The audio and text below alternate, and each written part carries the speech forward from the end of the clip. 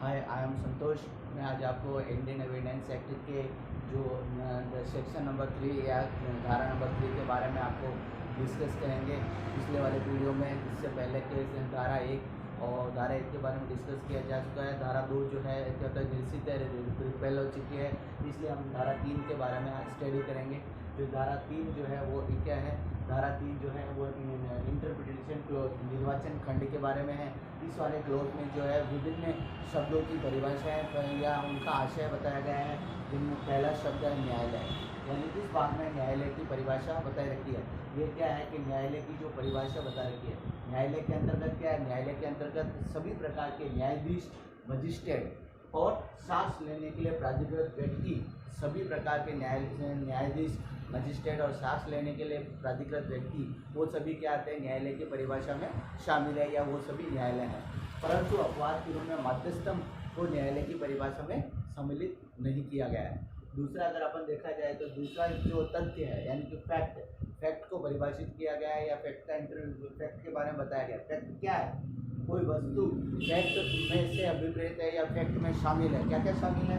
वस्तु शामिल है, वस्तु की अवस्था शामिल है, या वस्तु का संबंध जिसका किसी इंद्रियों द्वारा बोध किया जाता है। ऐसा कोई फिजिकल वस्तु या कोई फिजिकल इसका नेचर जिसको अपन अपनी इंद्रियों के द्वारा जिसको अपन महसूस कर सके या देख सके या टच कर सके, वो वस्तु है, वो आपकी क्या है, तथ्य कहलाती है।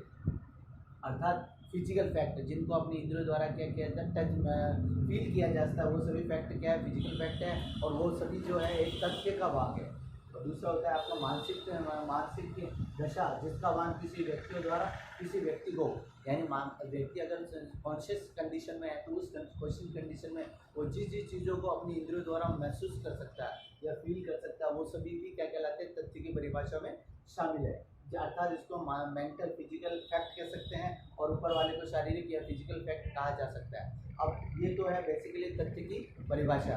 अब तथ्य में क्या क्या जनरली इसके अंदर दृष्टांत, एग्जाम्पल क्या हो सकते हैं तथ्य के? एग्जाम्पल जनरली क्या होता है, किसी व्यक्ति की प्रसिद्धि, उसकी रेपुटेशन क्या है, रेपुटेशन के बारे में क्या है, रेपुटेशन भी एक तथ्य है। किसी व्यक्ति ने क्या देखा, क्या सुना, क्या शब्द कहे या किसके बारे में क्या कहा, वो सब भी एक तथ्य है। किसी व्यक्ति ने क्या आशय रखता है, किसी व्यक्ति ने कोई कार्य सद्भावनापूर्वक किया है या कपटतापूर्वक कार्य किया है, यह भी एक प्रकार का क्या है। कोई वस्तु है, अमुक स्थान पर रखी हुई है, अमुक क्रम में रखी हुई है, यह भी एक तथ्य है। और दूसरा क्या है, कोई आपने कोई कोई किसी व्यक्ति की कोई राय है, तो इस प्रकार किसी व्यक्ति ने कुछ देखा सुना है कि किसी विनिर्दिष्ट समय पर किसी व्यक्ति के मध्य में कोई संवेदना है, तो ये सभी चीज़ें क्या है, तथ्य को प्रदर्शित करती है। ये तथ्य की न्याय इंटरप्रिटेशन क्लोज में तथ्य के बारे में ये परिभाषाएं दे रखी है। इसके आगे देखा जाए तो आगे जो है वो सुसंगतता को डिफाइन किया गया है। सुसंगतता,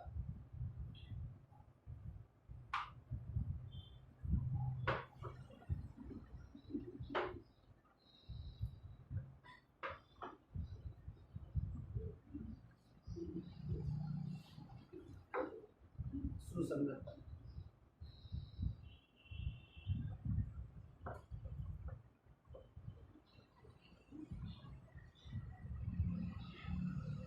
सुसंगतता यानी कि रिलेवेंसी।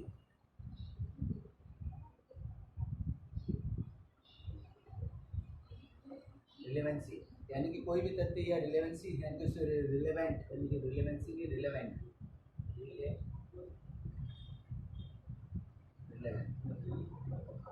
कोई भी तथ्य यानी कि कोई एक तथ्य दूसरे तथ्य का रिलेवेंट कब कहा जाता है, एक तथ्य दूसरे तथ्य का सुसंगत कब कहलाता है, जब एक तथ्य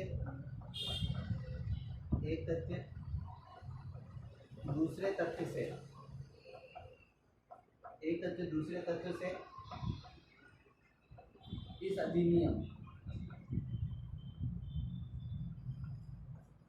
अधिनियम के प्रावधानों की धारा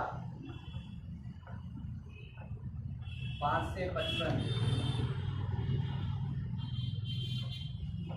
के प्रावधानों के अनुसार 5 से 55 के प्रावधानों के अनुसार संबंधित है, संबंधित हो तो उसको क्या बोला जाता है, रिलेवेंट फैक्ट कहलाता है। कोई तथ्य है, कोई एक तथ्य दूसरे तथ्यों का रिलेवेंट कब कहलाता है, जब वो इस तथ्य यानी कि इंडियन एविडेंस एक्ट की जो प्रावधान है 5 से लेकर के 15 जो रिलेवेंसी से रिलेटेड है, अगर उन प्रावधानों से के अंतर्गत वो संबंधित है तो वो तथ्य वो तथ्य आपके क्या कहलाते हैं, सुसंगत तथ्य कहलाते हैं। ठीक है, उसके बाद आता है आपका विवादक तथ्य।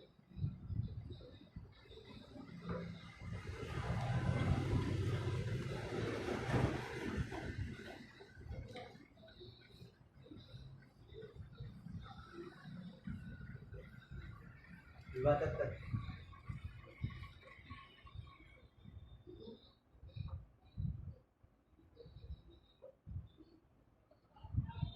तथ्य विवादक तथ्य आपका क्या कहलाता है, फैक्ट इन इशू।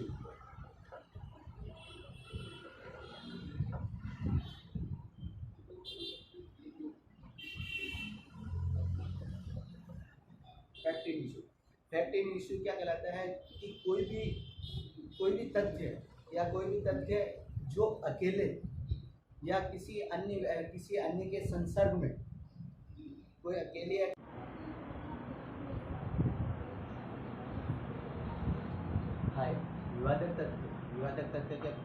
विवादक तथ्य क्या होता है, कोई तथ्य अकेले या किसी अन्य तथ्यों के संसर्ग से या संबंध से किसी अधिकार का, दायित्व का, निर्योग्यता के अस्तित्व, अनस्तित्व या उसकी प्रकृति या विस्तार की उत्पत्ति अवश्य में होती है। यानी ऐसा कोई तथ्य है जो स्वयं अकेले या किसी अन्य तत्वों के संबंध से किसी अधिकार को बना रहा है या किसी दायित्व के बारे में बता रहा है या किसी निर्योग्यता के बारे में बता रहा है। उस निर्योग्यता का कोई अधिकार है, दायित्व या अस्तित्व है, उसकी अस्तित्व है, वो अनास्तित्व है, उसका अस्तित्व है या नहीं है, या उसकी प्रकृति कैसी है, या उसका विस्तार कैसी है, उसकी उत्पत्ति हो रही है, यानी उस अधिकार की, दायित्व की या निर्योग्यता की उत्पत्ति हो रही है या उत्पत्ति अवश्य हो रही है। और ऐसा तथ्य जो तथ्य है वो क्या है, वाद या कार्रवाई, किसी सिविल मामले या किसी सिविल मामले में किसी वाद या कार्रवाई में उसका प्रख्यान किया गया, एक व्यक्ति उसको एक्सेप्ट कर रहा है और या प्रत्याख्यान कर रहा है, दूसरा व्यक्ति उसको डिनाई कर रहा है, तो वो तथ्य क्या कहलाता है, विवादक तथ्य। यानी कि उस तथ्य के बारे में विवाद है कि एक व्यक्ति तो उसको मान रहा है, दूसरा व्यक्ति उसको नहीं मान रहा है, वो बात जो है या वो जो चीज़ है वो क्या है, विवादक तथ्य। सीपीसी में जो सिविल प्रक्रिया संहिता है, सिविल प्रक्रिया संहिता में जब कोर्ट इशू फ्रेम करता है, यानी कि विवादक फ्रेम करता है, विवादक इशू फ्रेम करता है, तो उस विवादक तथ्य के उत्तर में जो भी तथ्य आता है, अगर उसको भी अगर डिनाई या एक्सेप्ट डिनाई किया जाता है या एक्सेप्ट किया जाता है, प्रत्याख्यान किया जाता है, तो वो भी एक तरह से विवादक ही होता है। हाय, आई एम संतोष कुमार। मैं आपका एक जो धारा नंबर 3 सेक्शन नंबर 3 चल रहा है, जो इंटरप्रिटेशन क्लॉज है, उसका अगले वाला जो पार्ट है उसमें दस्तावेज की क्या करेगी, दस्तावेज की डेफिनेशन के बारे में दिया गया है, दस्तावेज की डेफिनेशन के बारे में बताया गया है। तो डॉक्यूमेंट्स यानी दस्तावेज क्या कहते हैं, किसी विषय के, नंबर 1 इम्पोर्टेंट विषय, यानी कोई भी विषय होना चाहिए, विषय से संबंधित कोई बात होनी चाहिए, किसी विषय को किसी पदार्थ पर, यानी कोई भी सब्जेक्ट है उसको अगर अपन किसी पदार्थ पर, कोई भी मान लो पत्थर है या कागज है, कुछ भी है, उस पर अपन अक्षरों के द्वारा, अंकों के द्वारा या चिन्हों के साधनों द्वारा या इन सब का मिक्स उपयोग करते हुए या एक का उपयोग करते हुए या उनमें से अधिक साधनों का उपयोग करते हुए अभिव्यक्त या वर्णित किया गया, यानी उसको अपन अभिव्यक्त कर रहे हैं या उसके बारे में वर्णित कर रहे हैं, जो किसी विषय के प्रयोजन से जो उस विषय के प्रयोजन से उपयोग किए जाने के लिए, यानी उस विषय को अपने उपयोग करने के लिए या उसका उपयोग करेंगे या उपयोग किया जाता है, उस विषय से, उस प्रयोजन से ऐसा दस्तावेज बनाया गया है या ऐसी चीज विषय बनाया गया है, तो वो विषय क्या कहलाता है, दस्तावेज कहलाता है। यानी किसी भी कागज पर, चाहे पत्थर पर, चाहे फोटोग्राफी पर है, उस पर अंकों द्वारा, शब्दों द्वारा, चिन्हों द्वारा का उपयोग करके या उन साधनों का प्रयोग करके किसी विषय का किसी विषय को अभिव्यक्त किया गया है या उसका वर्णन किया गया है, और फिर उसको उपयोग लेने के प्रयोजन से या उसका उपयोग लेने के प्रयोजन से उसको बनाया गया है या उसका उपयोग किया जाएगा। तो इस प्रकार का जो विषय है, इस प्रकार वो वह वस्तु क्या कहलाती है? दस्तावेज कहलाती है, चाहे दस्तावेज कहलाती है। दृष्टांत, जैसे कोई लिखा लेख, अगर कोई चीज़ लिखी हुई है वो भी एक दस्तावेज है। मुद्रित, शिला मुद्रित या फोटो चित्रित शब्द है, किसी चित्र, कोई फोटो खींचा हुआ है, कोई शब्द है, उस पर किसी कागज पर कोई शब्द लिखे हुए हैं, किसी से पत्थर की चट्टानों पर कुछ लिखावट है, या मानचित्र, कोई कागज में मानचित्र बना हुआ है या कोई रेखा चित्र बना हुआ है, कोई किसी धातु की, सोने की पट्टी पर या सोने की, चांदी या किसी भी मेटल की पट्टी पर कोई चीज़, शब्दों या अक्षर बने हुए हैं, चित्र बने हुए हैं, या किसी पत्थर पर या पत्थरों पर कोई डिज़ाइन बनी हुई है, तो उस पर पत्थर के द्वारा, मशीनों द्वारा उत्कीर्ण किया हुआ है, या कोई उपहांस्कन यानी कि कोई भी लेख पद्धति जिसे या इनग्रेव किया हुआ है, पत्थरों के ऊपर इनग्रेव किया गया, मेटल के ऊपर इनग्रेव किया है, तो ये सभी क्या है? दस्तावेज है। ये सभी क्या कहलाते हैं? दस्तावेज कहलाते हैं। इसके बाद आता है आपका साक्ष्य।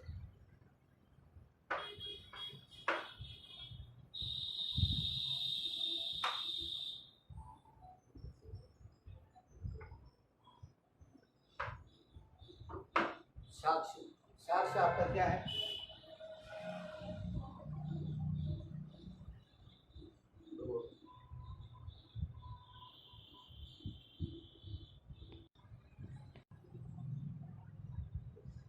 साक्ष्य के बारे में बताया गया है। अभी जो डेफिनेशन है वो साक्ष्य के बारे में, साक्ष्य क्या कहता है? वे सभी कथन, यानी कि कथन जो किसके विषय में होना चाहिए? जो कि जांचाधीन तथ्यों के विषय में होने चाहिए, और किनके सामने? न्यायालय के समक्ष साक्ष्य को किए जाने। कहाँ पर किए जाने चाहिए? न्यायालय के समक्ष किए जाने चाहिए। किनके द्वारा किए जाने? साक्ष्यों को किए जाने के लिए न्यायालय अनुज्ञा देता है या न्यायालय अपेक्षा करता है कि न्यायालय किसी साक्षी को अपने समक्ष किसी जांचाधीन विषयों के संबंध में कोई कथन करने के लिए साक्ष्यों को अनुमति देता है या न्यायालय अपेक्षा करता है, तो वे सभी कथन क्या कहलाते हैं? मौखिक साक्ष्य कहलाते हैं। दूसरे प्रकार का साक्ष्य जो होता है वो दस्तावेजी साक्ष्य होता है। वे सभी दस्तावेज जो न्यायालय निरीक्षण के लिए पेश किए, न्यायालय के समक्ष सभी दस्तावेज जो न्यायालय के समक्ष निरीक्षण के लिए पेश किए गए, जिसमें कि इलेक्ट्रॉनिक अभिलेख भी शामिल है, वो सभी क्या कहलाते हैं? दस्तावेजी साक्ष्य कहलाते हैं। इस प्रकार साक्ष्य जो है वो दो प्रकार का है, एक तो है मौखिक साक्ष्य और दूसरा वजह है दस्तावेजी साक्ष्य। साक्ष्य बेसिकली दो प्रकार के होते हैं, मौखिक साक्ष्य और दस्तावेजी साक्ष्य। आगे इसके बारे में आगे डिस्कस करते हैं।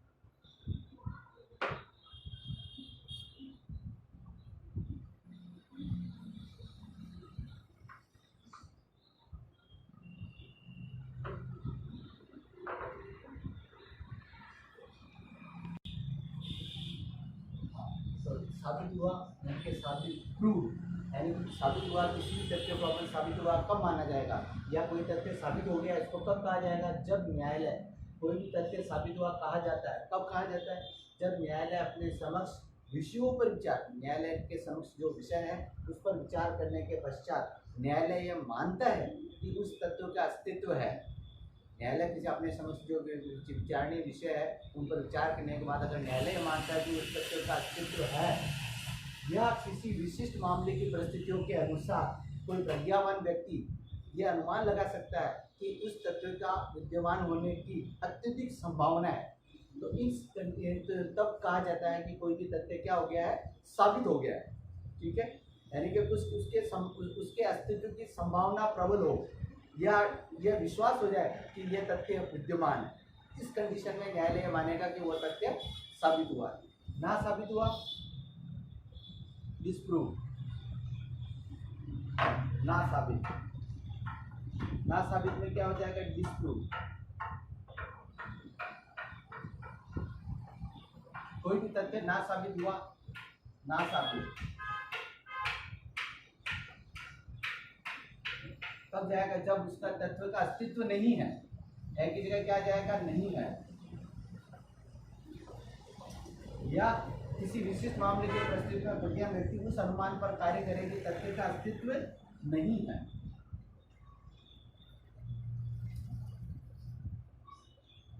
की अधिक संभावना दो। यानी कि डिस्प्रूव में क्या अगर सेम उसका उल्टा हो जाएगा, कोई किसी तथ्यों का अस्तित्व या कोई भी तथ्य कोई तो किसी भी तथ्यों का साबित हुआ नहीं माना जाएगा। कब नहीं माना जाएगा? जब न्यायालय अपने समक्ष हुए विषयों पर विचार करने के बाद ये मानेगा कि उस तथ्यों का अस्तित्व ही नहीं है, या मामले की विशिष्ट परिस्थितियों में कोई प्रज्ञावान व्यक्ति इस बात के का अनुमान लगाए कि उस तथ्यों का अस्तित्व नहीं है, इसकी अत्यधिक संभावना है, यानी कि वो तथ्य विद्यमान नहीं है या उसकी जो संभावना है वो न के बराबर है, तब ये माना जाएगा कि वो तथ्य जो है ना साबित हुआ कहा जाएगा। अगला है नॉट प्रूव्ड।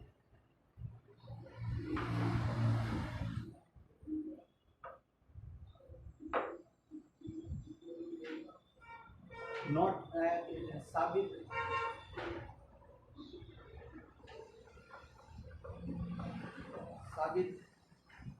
नहीं हुआ, यानी कि नॉट प्रूव्ड।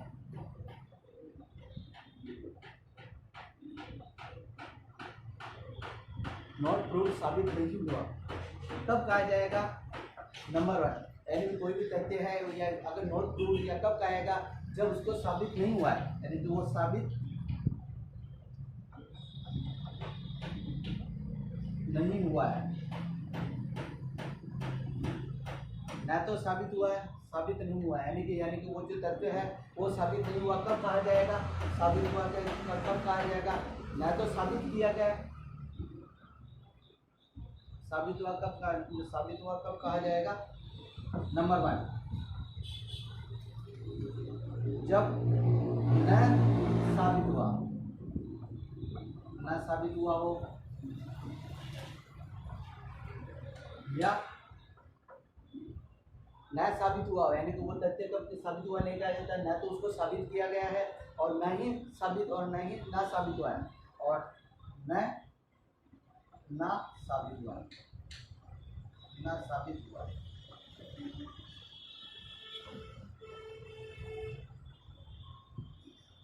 यानी कि कोई भी तथ्य साबित हुआ कब कहा जाएगा? पहले वाली कंडीशन, साबित भी नहीं हुआ और ना साबित भी नहीं हुआ, यानी कि वो साबित भी नहीं हो रहा है, ना साबित भी नहीं हो रहा है। जब दोनों ही कंडीशन में अगर कोई फैक्ट, जब दोनों ही कंडीशन नहीं है, तब हम किसी तथ्य के बारे में यह माना जाएगा कि वो तथ्य ना साबित हुआ कहा जाएगा।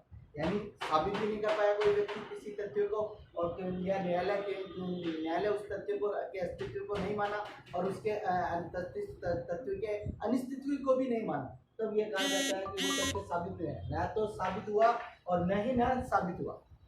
तो उस वाले कंडीशन में तो ये कहा जाता है कि वो तथ्य जो है साबित नहीं हुआ। यानी ऊपर वाली जो दोनों कैटेगरी में अगर कोई चीज़ बिलोंग नहीं करती है, तो वो जो तीसरी कैटेगरी है साबित नहीं हुआ, नॉट प्रूव्ड कहा जाएगा।